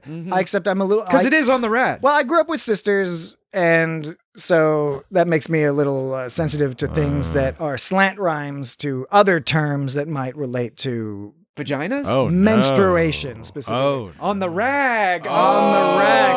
I never thought about that. Well, I never made it explicit before. We're not yucky guys. I'm on the rag right now. But you also, Dan, you grew up with brothers. Most of my friends, yes, you got like brothers. Jesse's a sister. But I know what I know what women are. I know you're familiar with women. I'm just saying. I think there's like a. I thought on the rag was a derogatory thing to say. It is, which is why on the rad. Being so close to on the rag, that's why it made me. I never gave it any thought. So in this episode, now I know. In this episode, Kirk says this to his lieutenant at one point. You have a talent for understatement, Lieutenant. And I thought that sounded familiar, and it is familiar because in Errand of Mercy, all right, Kirk says, "So we're stranded here in the middle of a Klingon occupation army." And Spock says, "So it would seem. Not a very pleasant prospect." And Kirk says, "You have a gift for understatement, Mr. Spock." You have a talent for understatement, Lieutenant. Yeah. So in here he says talent. And lieutenant. And the other one he says gift and Mr. Spock. Yeah. Federation's got talent. I bet that's like a long-running show. You have a gift for understatement, Mr. Spock. You have a talent for understatement, Lieutenant. I suspect, and we'll keep an eye on this, and certainly, again, please write into feedback@itsgotstartrek if you have your own contributions to this particular topic. I suspect he says that a few more times in the run of TOS. I don't know, but I would expect that might be one of his little go-to lines. Code Factor 1 means invasion status. Yeah, That interesting. Baby. Yeah, and everybody started going red alert.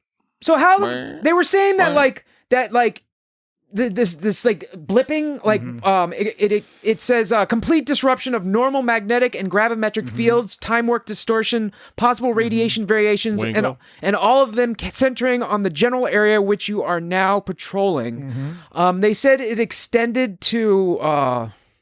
Didn't they eventually say just like everywhere? Not like beyond the galaxy? Well, everything got at first the quadrant. It says you may not be aware of its scope. It occurred in every quadrant of the galaxy and far beyond. Like, how do they know that? Like, because they're Starfleet, baby. Yeah, it's silly. I mean, how okay, it takes a really long fucking time to travel. Oh yeah. To like the Delta Quadrant. Now, that doesn't mean it's going to take that long, I guess, to scan, but at the same time, scanning only moves at a certain speed. Yes, precisely, right? You know, it's like the speed of light. I mean, it's difficult when you're speaking of a fictional sci-fi world with warp, because back then, realistically, they hadn't thought about the Delta But we can do things like detect at the rate like that the universe is expanding at an accelerated rate. So there's other ways to indirectly observe these things. A lot of those things we're seeing that happened 8 to 13 billion years ago. Yeah, that's so true. That's that extra wrinkle that they don't include here. Right. They just ignore that. This is also, it's season 1 TOS. Star Trek did not get sort of serious about paying attention to consistency with regard to distances and speeds and quadrant. What does a quadrant mean versus, whatever. Quadrant, Jan Michael. The star dates are all crazy and shit. Like later on, especially by TNG, enough nerds were involved that they were like, because the 60s producers are like, just toss him a line and show a brooding gal. Complain about the coffee and show a brooding gal that's just like the audience will. She's not involved in the plot, but all you got to do, you have a brooding gal and both the men and the women watching the show, they're going to love that. You get better coffee on the bridge, I think. The men will think, I've got a chance because this girl is sad. And the women will be like, I'm happy that girl is sad. I'm so happy she's sad. That's the 1960s producers. By the 80s, they were like, a quadrant. Should there be the quadrants of the galaxy? It was the job of the yeoman to bring the captain coffee on the bridge. Yeah, I think they got the better coffee. Well, in the cage, Pike is straight up like, I'll never get used to women on the bridge. Yeah, right. As if it's like some brand new thing in the 23rd century. Didn't the doctor prescribe him a martini or some shit? Yes. And that was that old what was also funny, which you could argue was like a version of 1960s progressivism, but Pike was, complaining about women on the bridge to number one, to Una, who was a woman and she's like, I'm a woman. He's like, I don't think of you as a woman. Because you're capable. Fuck? You're capable and tall and scary. You're not bringing me my coffee. Your hair's all black. It's not blonde. I'm not messing with you. I didn't know. And he probably, and at that point, maybe, I don't know if he didn't know at that point in the cage, he didn't know she was genetically engineered. That's a fair point. That's true. But maybe he suspected because she had like a firm handshake or some shit. Whatever 1960s logic. Spock had one of the most fuck you up lines to Lazarus in this episode of all time. Yeah. It's like the most fucked up thing you can say to someone. Yeah. I fail to comprehend your indignation, sir. I've simply made the logical deduction that you are a liar. I think that's fucking great. I love that line for two reasons. Both, as you point out, it's hilarious. He curried him, man. He did properly curry him. He ain't no quote unquote Bama, as they'd say in Washington D.C. between like the late 70s and the late 90s. Because Lazarus was lunching that whole episode. Yeah, that luncheon again is a term that means he was. It was Bobo. He was laughing, doing all sorts of crazy stuff. Totally Bobo. Yes, but in all that jumble of nonsense, I did have an initial point. What was it that you were talking about? I fail to comprehend your indignation, sir. For one reason, yes. I've simply made the logical deduction that you are a liar. It's such a hilariously mean thing to say, but it's also an example of him being wrong because he used logic with the information he had. He's 100% correct about that. Mm-hmm. But as it turns out, that form of like, they teach this in logic classes. They're like, logic is super helpful, but it's totally dependent on like the priors that you base it on. Right. And this is an example where it led Spock in the wrong direction as opposed to getting closer to figuring out that there's some like even weirder shit happening. But he didn't do anything wrong because there's no way he could have predicted what the actual truth was at that point in the episode. I just think it's a really fucked up thing to say to someone because he's like saying it as if it were like the only truth. Exactly. He's like saying like, I don't understand what the big deal is. I'm just telling the truth. That's why you're a fucking piece of shit liar. No, why are you mad? It's just a fact. Yeah. It's just funny that he's asserting it like that. Yeah. But in the end, it turns out not to be in fact accurate, right? But that's okay. That's what makes it such a good insult. But that's just feeds into what you always talk about how Vulcans are not non-emotional. Which is why creatures. I like dual or multi multipass. Multi-impact. Multipass. Lilo Dallas multipass. Yeah, she knows it. He knows it's a multipass. Fifth Element. Illogical. He's got those weird cigarettes. Yeah, it does. Calls you a liar, Lazarus.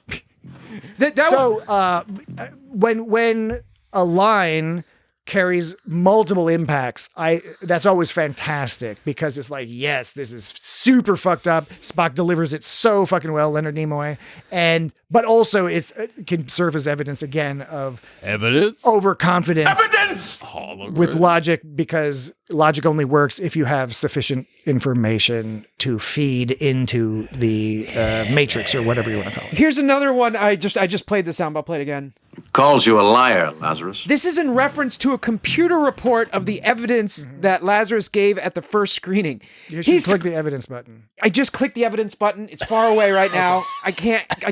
So it doesn't have to be every time one of us says evidence. It's fine. I'm cool with that. There's been several times you've said it that I haven't played it. Good. Yeah, like just now. I'm just yes, one of many. Yeah. That was not the solo time. There were many times. The point I'm making here. Evidence. There. Thank you. Now we can move on. I appreciate it. Point I'm making is he says calls you a liar, Lazarus. He is saying the computer is calling him a liar. Computers don't call people liars. No, maybe. Computers will say that information is incorrect or that information is inconsistent. Insufficient. Or insufficient, inconsistent, whatever. But it's not like the computer's like, liar, pants on fire. Right. Liar. And plus, to expand on your point, Dan, a well-programmed, like good computer would not only not say that, it would really say the opposite. It would be very careful to be like, based on the information you fed into me, these are the probabilities or whatever of this, that, and the other thing. And the evidence seems to suggest that. Wait. Evidence! See, you were going to forget that. You wouldn't have noticed if I didn't play it. Thank you for pointing that out. So, see? I win. I'm entering my dotage, Dan. That means I'm getting old. Yes, so absolutely hilarious and weird. Another example of them using like science in a weird way that doesn't exactly make sense. Another weird thing that happened is at the very end of the episode, Kirk fights Lazarus. There's that one-on-one. And the Spock and like the security guards are just standing back watching. Right. Yeah. And like, it's not like Kirk is kicking this guy's ass. No. Like Kirk is struggling. He's getting fucked up a bit. And they're just standing back going like, oh my gosh, what's going to happen? You know, like you think that they would jump in at some point. Now, here's the deal. I know, right? You tell me. It's not like they have something to prove here. It's not like, this is just, they're trying to like, subdue this guy. They're trying to be, they need to be efficient as possible. And that was not efficient. I did not, unfortunately, rewind to double check this. I thought I heard, like, in the initial scuffle when Kirk snuck up. He did say, I thought he kind of implied, like, because I think Spock made a move towards him and he said something like, leave me alone. Don't come near. So there's that hint of that. But then the problem is the way this was directed was Spock and the security guys are acting all like kind of chill. And even if Kirk gave a slightly muffled order to stand back and let him handle it, you'd think they would still be in like a tense stance. Like, what do we do? Oh my God, do we like disobey the captain because he looks like he's in danger? And they could have choreographed it in a way that made it more interesting and exciting, as opposed to just kind of weirdly long and drawn out with Spock and them just kind of hanging back and being like, Kirk is going to get his ass kicked. He does say stand back, but that doesn't make any sense. Why? No. It doesn't make any sense. Why don't they all grab him and throw him into the fucking you have ship? to like achieve victory. It doesn't have to be just Kirk. And I gotta say, this parallel Lazarus guy was taking this eternity in hell business pretty well. Like,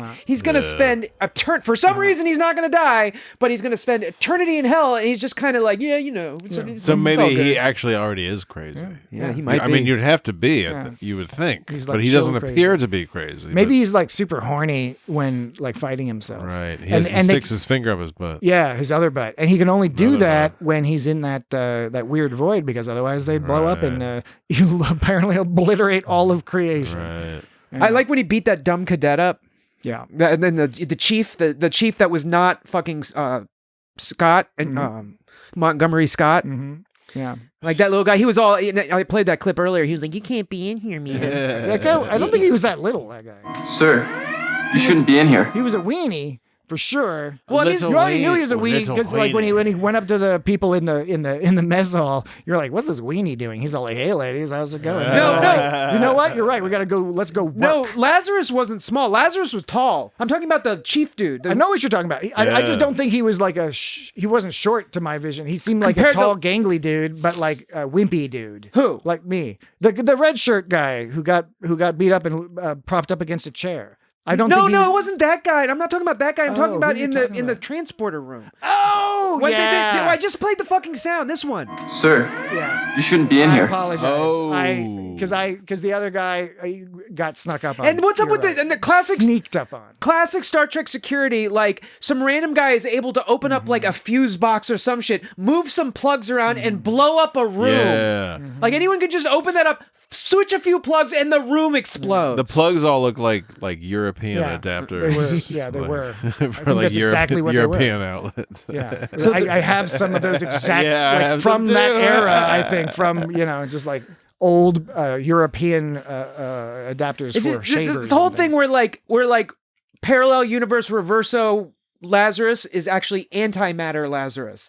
Because Kirk was all talking about there's a positive universe and a minus universe. As opposed to the mirror universe, which comes up. Yeah, right. Why not? Yeah, why not just the mirror universe? And why was it antimatter? Like that's not antimatter is not just a mirror copy of It's just scary. It's a bunch of Bamas. It was a recent scientific discovery that it was theorized for a long time, and then they were able to prove it. So it was like one of the things they brought up, and just were like not totally informed about. I liked this line from Spock when he said, "Jim, madness has no purpose or reason, but it may have a goal." Yep. I don't know. I really like that line. That was really good because it was such a succinct way to describe what often befuddles people when they are dealing with a friend or family member who has a mental health issue, and they are trying to approach it rationally and like, I don't know why they're doing this. No, and there's no rational. You have to point them towards resources that will convince them that many of these issues are by definition not rational. So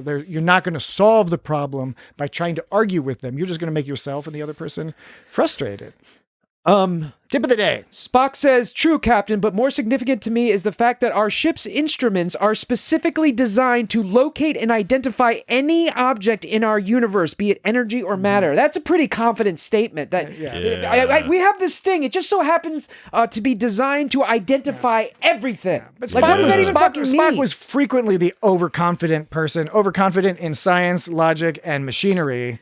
And many times he was proved incorrect. It just seems like such a vague statement. It's like identify anything. Like it just finds some Google Gobble, and it's like, hey, I found some Google Gobble. We've never seen Google Gobble. We don't know what Google Gobble is, but I'm the Enterprise. I just found it. Here's Google Gobble. Fraser, write in and let us know if that's cool. Yeah, like is Google Gobble cool? Google Gobble all right. Yeah. In the cage, he was all into those like phaser rifles. Yeah. Like we got to bust out those phaser rifles. Wow. You do. You kept falling off that mountain. I know. Yeah, I know. That was fucked up. And both times he wakes up in the Enterprise dude. Shit, not again. I felt bad for the stunt person. I'm sure they were relatively safe and all that, but a couple of those were not dummies. They were people falling off a mountain onto a pad or whatever, hidden them. Very well done, but it's like the second time, could he just be fucking dead already? Yeah, I know. That was extra high. I'm looking through my notes, and every once in a while I have a statement that says something to the effect of, "We still don't know what's going on." And nobody knows. The audience doesn't know. Kirk don't know. Spock definitely don't know. He goes, yes, that's it. The dilithium crystals, with their power, we could do it. What is it? Yeah. We don't know what it is. It's not until after you watch the episode that you can kind of retroactively sort of figure out what it might have been. But while you're watching it, none of it makes any sense. You know what made the least amount of sense to me? The utilization of the spinning newspaper effect. Yes. Oh, I almost forgot. Without a newspaper. Yes. Thank you for bringing that up. Headline: the quote unquote Batman terrorizes Gotham. But no, we don't get that. We just get a psychedelic freakout scene.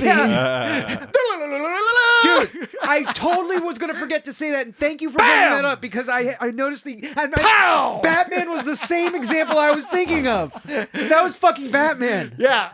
Wait, did you just say you were fucking I was having sex with Batman. You were fucking Batman. We were sounding. Okay. Oh, no. All right, please. So, and if you in the audience know what sounding refers to, okay, we've all been there. If you don't know, please don't Google it. if you don't know yet, you don't need to know what it is. We got bored with all the docking, so we moved on to sounding. Docking is another. Well, docking is sort of. I don't know. It's one of those things that seems pointless, but I get it. You know, but I get it. I get it. Yeah. Feel free to look up docking on DuckDuckGo or whatever. Maybe avoid looking up sounding or felching or shrimping.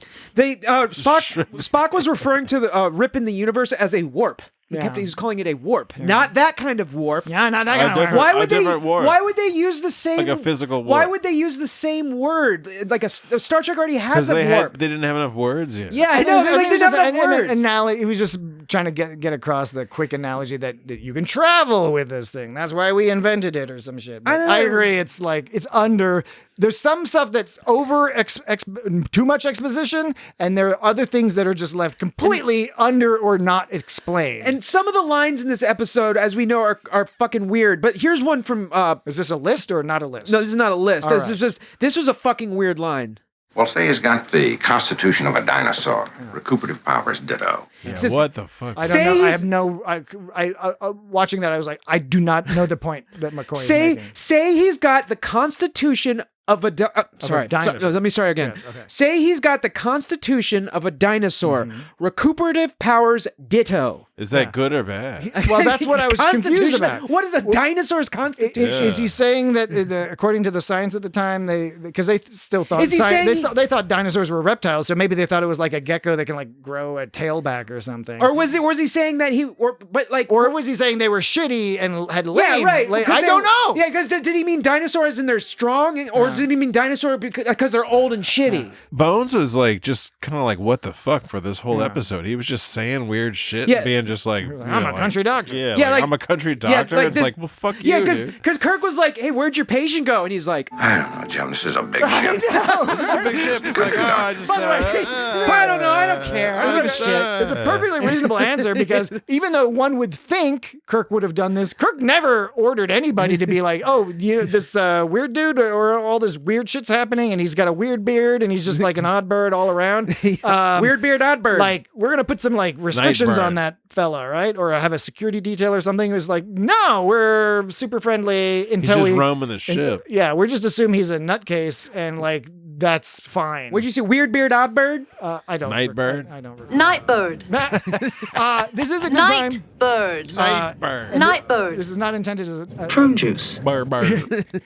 As a non sequitur, but it is a good time to remind everybody that in the animated series, they go back to that the Alice in Wonderland rabbit planet, and McCoy is given his fantasy.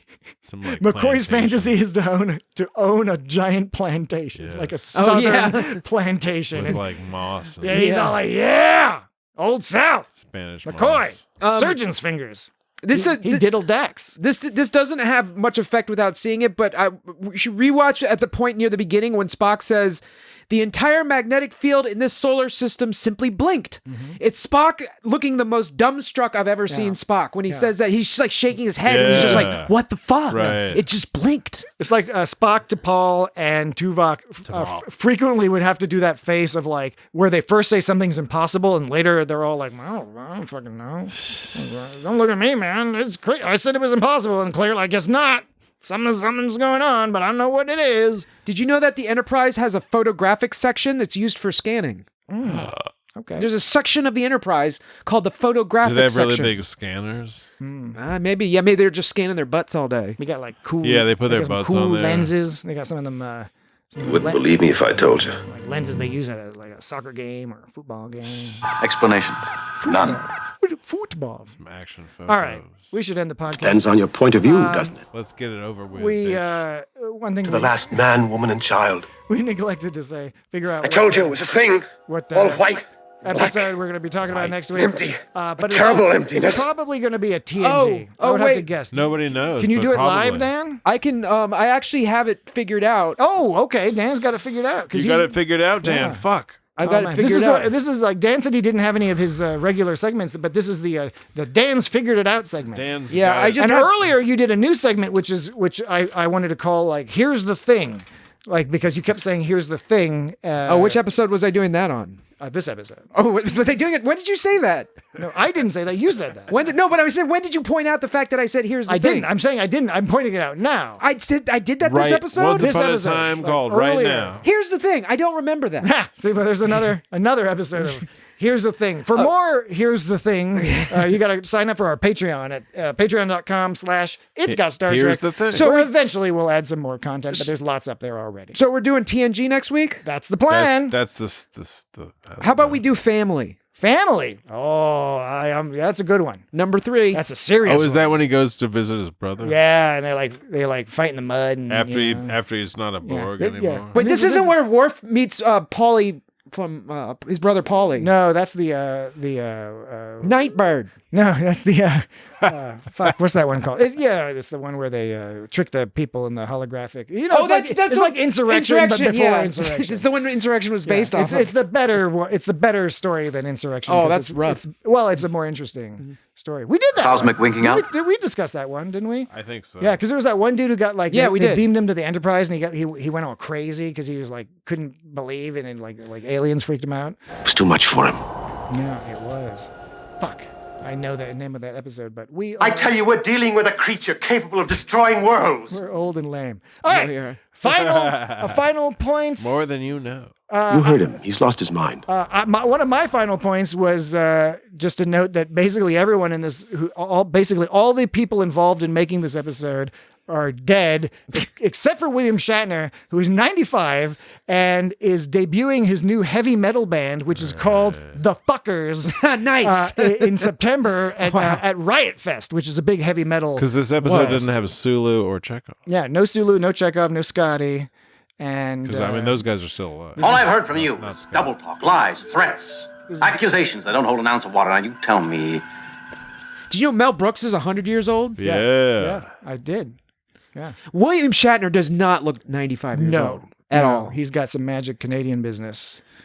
Yeah. What was there? There's a picture of him and Tom Berenger and like. Yeah, Tom Berenger's like 70, but like they look kind of similar. No, it was Tom Bergeron. Not Bergeron, not Berenger. Good call. Tom Bergeron. But Jesse's correcting us again. Okay, but that's fine. He did it. It's appropriate. I'm sorry, I didn't know. No. That's a good thing. They're just like two different dudes. That wasn't like a criticism. I was just noting how you corrected us on Balana's on it. Now you're correcting us here. Like you've got the meats. Jesse said you're like Arby's. You got the meats. Is that the Arby's slogan? Yeah, it was for a while. Probably I got funny tasting meat. I would argue. Help me. In that picture you're referencing, that recent picture of the penis. of Shatner. Shatner's penis. No, not that one. That's a great one. That's a clip from this episode, which in high definition you can 100% clearly see his penis. Honestly, it's better than that picture. That remember Emanuel sent us that picture where he was like doing some event and jogging. You could see his penis outline. It's way better in the picture that Dan found and we'll post on social media. Better penis. Then you'll join me in my holy cause. Yes,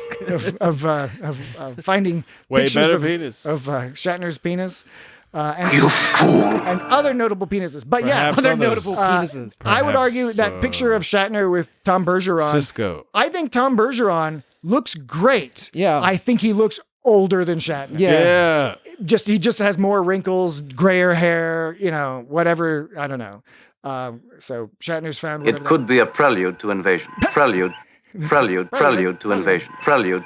My best guess is it could be a prelude to invasion. He's death. Anti-life. He lives to destroy. He lives to destroy. He lives to destroy. He lives to destroy. He lives to destroy. I hunger. He lives to destroy. He lives to destroy. He lives to destroy. He lives to destroy. He lives to destroy. Dan lives to destroy. Dan's just staring. He's taking turns staring at me and staring at Jesse. Both of us who are helping prepare for vacation next week. Fact. And Dan, who's usually so eager to start the podcast, he's never quite so eager to end it. And that's because that's why I always want to start it, because I want to podcast as long as I can. All right. Yeah. I would again. You're my hero. I wish the people at home could see your strange little dances that you do. By a time I'd laugh. What? Another riddle. So TNG family. Thank you, Dan. We figured that out. Next week it'll either be it'll either be just Dan and I, or Dan and Jesse and I. Yeah, maybe I'll make it, Dan baby. and I and a What guest. you're describing We don't know. We'll figure it out. is non-existence. But we'll have a good time, one way or the other. That was a little bit too much of a no, if you ask me. No! Yeah, I don't disagree. Next week's episode, He just had to recharge. He just had to take 10 minutes to recharge his dilithium crystals, and he freaked out.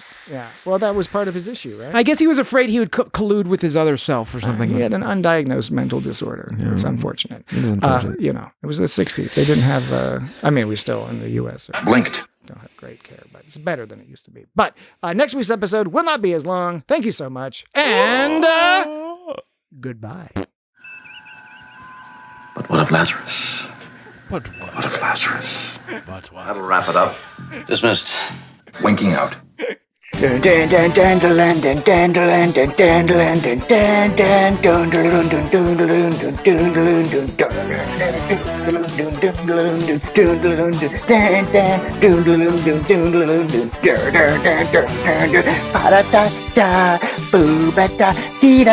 Boo-ba-da-da, gooby gooby dooby, wiggle wham wop, wiggy wiggy woogle, booble bop bop, bam ba doop boo doo, boo doo doo doo doo, mustache on your face, doo doo doo doo doo, weird butler who's probably in charge, doo doo doo doo doo, the helicopter guy.